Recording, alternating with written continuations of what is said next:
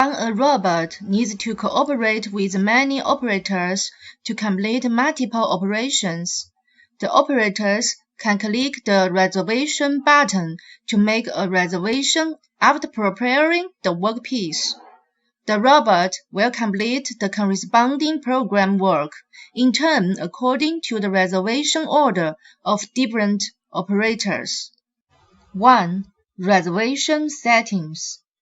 In the manual interface of the TT pendant, click Reservation to enter the program reservation setting interface. The description of each parameter is shown in the table. After setting the parameters, click the Add To button to complete the reservation setting of one program. Repeat the operation. Select Enable to take effect. The number of enable reservation procedures cannot exceed 10. 2. Execution of the reservation programs.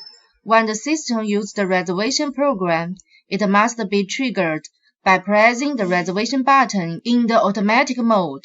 The robot runs the program according to the trigger time. You can select configuration to check whether the reservation program starts from the first task every time.